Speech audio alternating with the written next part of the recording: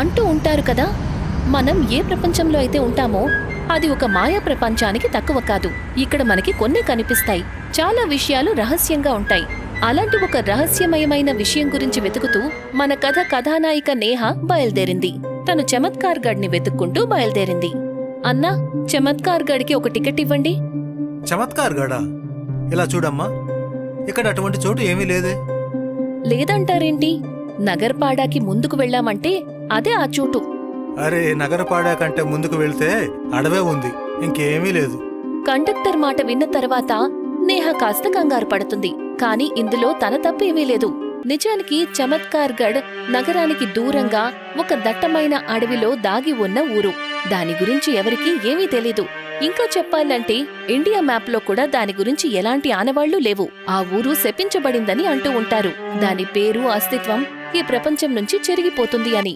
కాని ఖగోళ శాస్త్రాన్ని చదువుతూ ఉన్న నేహాకి తన ఒక ప్రాజెక్టు మీద పనిచేసే సమయంలో ఈ ఊరి గురించి తెలిసొచ్చింది. తను నిర్ణయించుకుంది, తను ఆ ఊరిని వెతకాలి అని, ఆ శాపం రహస్యంని పరిష్కరించాలి అనుకుంటుంది. గంటల ప్రయాణం తరువాత నేహ నగర్పాడా చేరుకుంటుంది. ఇది కూడా సరైనదే. నేనిక్కడి వరకైతే చేరుకున్నాను కదా, ఇప్పుడెలాగోలా నేను చమత్కార్ గఢ్ని వెతకాలి. నేహ ఏమీ ఆలోచించకుండా రాత్రివేళ చీకట్లో అడవి వైపు వెళ్తుంది. ఎలాగైతే తను వెళ్తూ ఉంటుందో చీకటి ఇంకా దట్టంగా మారుతుంది. అన్ని వైపులా నిశ్శబ్దం. అప్పుడే తనకి ఉన్నట్టుండి ఏదో శబ్దం వినిపిస్తుంది. ఎవరు? చూడండి, నేను మళ్ళీ అడుగుతున్నాను, ఎవరది? నా ఎదురుగా రండి. కాని నేహాకి ఏ సమాధానమూ రాదు. అప్పుడే ఉన్నట్టుండి చెట్టు మీద నుంచి బోలెడన్ని పళ్ళు వాటంతటవే పడతాయి. అవి నేహా మీదే పడతాయి. నేహా భయంతో అరుస్తుంది, కాపాడండి, కాపాడండి, నాకసలు ఏం జరుగుతోంది? ఎవరో ఉన్నారు, భూతమా, భూతం! భయంతో నేహ పరిస్థితి దారుణంగా మారుతుంది. తను ఎలాగోలా అక్కడి నుంచి తప్పించుకుని వెళ్తుంది. ఆ మధ్యలో ఒక మాట్లాడే కాకి తన వైపే ఎగురుకుంటూ వస్తుంది. ఎప్పుడైతే ఆ కాకి వస్తుందో పళ్ల వర్షం ఆగిపోతుంది. నువ్వు చాలా మొండిదానివి. నువ్వు మాట్లాడుతున్నావా? నేను తలుచుకుంటే ఇప్పుడే నిన్నీ అడవిలో నుంచి బయటికి తరివేయగలను, ఎందుకంటే నేను ఇక్కడి రక్షకుడిని. కాని ముందు నాకు ఒక విషయం చెప్పు, నువ్విక్కడికి ఏం చేయడానికొచ్చావు? కాకి మాట విన్న తర్వాత నేహ ఇంకా భయపడుతుంది. కాని తను ధైర్యం తెచ్చుకొని కాకికి అంతా చెప్తుంది. చూడు, నాకు తెలుసు, ఇక్కడ ఒక చమత్కార్ గఢ్ అనే ఊరుంది. అది ఎన్నో ఏళ్లుగా శపించబడి ఉంది. నేను ఆ ఊరి కోసం వెతుకుతున్నాను. దానికి ఇండియా మ్యాప్లో దాని అసలు స్థానాన్ని తిరిగివ్వాలనుకుంటున్నాను. నేహ మాట విన్న తర్వాత ఆ మాట్లాడే కాకి తన మాటను నమ్ముతుంది. దానికి నేహ ఉద్దేశం నిజమైనదనిపిస్తుంది.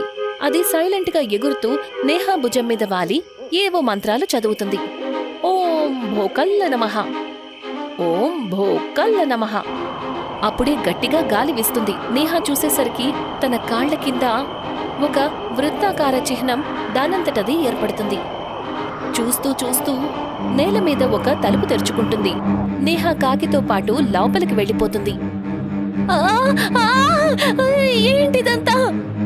కొన్ని క్షణాల్లో నేహ కింద పడిపోతూ ఒక నేల మీదకు వచ్చి పడుతుంది. తను చూసేసరికి చమత్కార్ గఢ్కి చేరుకుంది. అన్ని వైపులా పచ్చదనం, చక్కటి నది ప్రవహిస్తూ ఉంటుంది. పశుపక్షులు పాటలు పాడుతూ తిరుగుతూ ఉంటాయి. అదేదో మాయా ఊర్లా ఉంటుంది. అరే, ఏంటిది? మనం వచ్చేసాం! ఏ హుర్రే! అంత సంతోషించాల్సిన అవసరమేం లేదు. మర్చిపోవద్దు నువ్విక్కడికి ఎందుకొచ్చావో. నేను మర్చిపోను. సరే, ఇక మన పనిని మొదలు పెడదాం. నేహ కాకితో పాటు కలిసి ప్రయాణాన్ని మొదలు పెడుతుంది. అప్పుడే తనకి ఒక వ్యక్తి కనిపిస్తాడు. అరే, అలా చూడు, అక్కడెవరో ఉన్నారు. చూడండి, మిమ్మల్నే! ఆగండి! నేహ పరిగెత్తుకుంటూ ఆ వ్యక్తి దగ్గరికి వెళ్తుంది. వెళ్ళి ఆశ్చర్యపోతాడు. ఆ వ్యక్తి ఒక వీల్చైర్లో కూర్చుని ఉంటాడు. అతని సగం చేతులు సగం కాళ్ళు లేవు. అతను మామూలుగా కనిపించడం లేదు. గాలితో పాటు నెమ్మదిగా తన శరీరం కరిగిపోతున్నట్టు అనిపిస్తుంది. బాబాయ్, మీకేదైనా అనారోగ్యం ఉందా?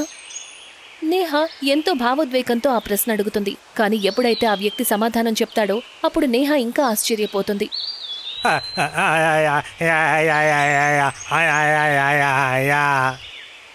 అరే, ఇదేం భాష? ఇది నాకు కూడా తెలీదు. బాబాయ్ మీరెందుకు అలా మాట్లాడుతున్నారు? Yeah yeah yeah yeah yeah yeah yeah yeah yeah yeah yeah yeah yeah yeah yeah. ఇప్పుడు నాకెలా తెలుస్తుంది ఇదంతా ఏంటని? అప్పుడే వెనక నుంచి ఒక ముసలి గొంతు వినిపిస్తుంది. నేను చెబుతాను. నేహ వెనక్కి తిరిగి చూస్తే తన ఎదురుగా ఒక 10 ఏళ్ల పిల్లాడు ఉంటాడు. కాని తన మొహం ఒక ముసలి వ్యక్తిలాగా ముడతలతో నిండి ఉంటుంది. తన గొంతు కూడా బాగా అలసిపోయినట్టు ఉంటుంది. అయ్యో బాబు, నువ్వేంటిలా ఉన్నావు? ఈ పెద్దాయన ఏ భాషలో మాట్లాడుతున్నారు? ఆయన చిన్న పిల్లల భాషలో మాట్లాడుతున్నాడు. ఏంటి, పిల్లల భాషలోనా? అవును, పిల్లల భాష. నిజానికి చాలా ఏళ్ల క్రితం ఈ చమత్కారగాడలో ఒక రాజు ఉండేవాడు.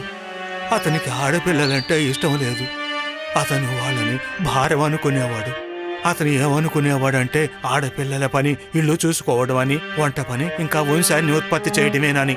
అందుకని అతను ఒకరోజు ఒక పెద్ద యజ్ఞాన్ని చేస్తాడు. ఈ ఊళ్ళో ఒక్క ఆడపిల్ల కూడా పుట్టకూడదు అని. ఏంటి, ఆ తర్వాత ఏమైంది? మీ అందరికీ ఈ పరిస్థితి ఎలా వచ్చింది? నిజానికి రాజు ఏదైతే యజ్ఞం చేశాడో అందులో ఒక మంత్రం పొరపాటున తప్పుగా చదివేశాడు.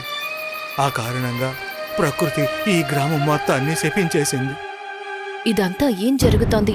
ప్రకృతి నియమాలను మార్చడానికి అసలు నువ్వెవరు? లేదు, నేనలా జరగనివ్వను. నీకు ఆడపిల్లలంటే ఇష్టం లేదు కదా? ఇక చూడు, ఈ ఊరి పరిస్థితి ఎలా ఉంటుందో నేను శపిస్తున్నాను. ఈ ఊరి గడియారం ఇప్పుడు వెనక్కి నడుస్తుంది. పిల్లలు ముసలివాళ్లుగా పుడతారు. పెద్దవాళ్లు నెమ్మది నెమ్మదిగా గాలిలో కలిసిపోతారు. ఇక్కడ పెళ్లిళ్ళు జరగవు, కాపురాలు జరగవు, వంశాభివృద్ధి జరగదు. నువ్వు తప్పిస్తావు. ఆ విధంగా రాజు చేసిన తప్పుకి ఊరంతా శిక్ష అనుభవిస్తుంది. యజ్ఞం తర్వాత ఊరి వాళ్ళంతా ఒక్కొక్కరిగా అనారోగ్యానికి పాలైపోయారు. ఆ తరువాత ఈ విచిత్రమైన దారుణం మొదలయ్యింది. ముసలి పిల్లలు పుట్టడం మొదలుపెట్టారు. వాళ్ళొక తల్లి గర్భం నుంచి సముద్ర పాలన నుంచి వస్తున్నారు. వాళ్ళ కాళ్ళు వణికిపోతాయి. గొంతు ముసలి గొంతులా ఉంటుంది. మోకాళ్ళలో నొప్పి ఉంటుంది. ఊరి స్కూల్లో, నర్సరీల్లో ముసలి పిల్లలే కూర్చుంటారు. టిఫిన్లో చవనప్రాష్ ఇంకా మోకాళ్లకు పట్టి తెస్తారు. ఇది చాలా విచిత్రంగా ఉంది. అది మాత్రమే కాదు, నెమ్మదిగా వయసు పెరిగే కొద్దీ 30 ఏళ్ల వయసులో వాళ్ళెంతో అందంగా, స్మార్ట్గా తయారవుతారు.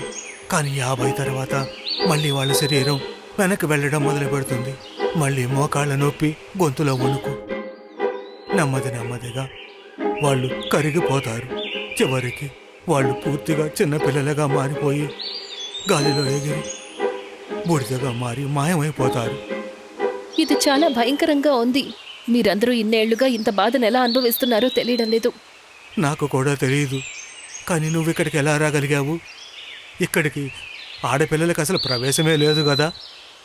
అవును, నేను అసలైన ప్రపంచం నుంచి వచ్చాను, మీ అందరికీ శాప విముక్తి కలిగించడానికి. కానీ ఇదంతా ఎలా జరుగుతుందో నాకు తెలీదు. Yeah yeah yeah yeah yeah yeah yeah yeah yeah yeah yeah. అంటే నేను చెబుతాను. మేము ఈ శాపం నుండి విముక్తి పొందాలి అంటే అప్పుడు అదే యజ్ఞాన్ని మళ్ళీ చేయాల్సి ఉంటుంది. కానీ ఈసారి అందులో ఒక అమ్మాయి కూర్చోవాల్సి ఉంటుంది. ఈ ఊరు నిరాకరించిన అది దేవత రూపంలో ప్రకృతి దేవత తెప్పింది. తన చేతుల మీదుగానే ముక్తి లభిస్తుంది అని. అయితే సరే, యజ్ఞం చేద్దాం పదండి. సరే, కానీ గుర్తుపెట్టుకో, ఈ తిరకాసు శాపం నుండి విముక్తి పొందడానికి మనం మంత్రాలు కూడా తిరకాసుగానే చదవాలి. ఏంటి, వెనక నుంచా? వెనక నుంచి చదవాలనే మాట విని నేహ కాస్త కంగారు పడుతుంది. కానీ తను ధైర్యం చేసి యజ్ఞాన్ని మొదలు పెడుతుంది. ఓం నమ శివాయకి బదులుగా మ్యో యావిష్యవన్, మ్యో విష్యవన్, మ్యో యావిష్యవన్. ఎప్పుడైతే నేహ మంత్రాలు తిరకాసుగా చదవటం మొదలు పెడుతుందో ఆకాశం మారిపోతుంది. గాలి వీస్తుంది. గందరగోళం మొదలవుతుంది. అప్పుడే సూర్యుడి మొదటి కిరణం నేల మీద పడుతుంది. మొత్తం ఊరంతా నెమ్మదిగా మెరుస్తుంది. ప్రకృతి మాత శాపం సమాప్తమవుతుంది. ఊర్లో వాళ్ళందరూ కూడా అసలు రూపంలోకి వస్తారు. ఊర్లో ఆనందం నిండుకుంటుంది. అందరూ మళ్లీ జీవితాన్ని జీవించటం మొదలు పెడతారు. ఆ విధంగా నేహ తెలివితేటలు, సాహసం, అలాగే నారీ శక్తితో శాపానికి గురైన ఒక గ్రామాన్ని శాపం నుంచి బయటికి తీసుకొస్తుంది. మళ్లీ దానిని ఇండియా మ్యాప్లోకి తీసుకొస్తుంది. చమత్కార్గఢ్ ఇప్పుడు నిజంగానే మారిపోయింది.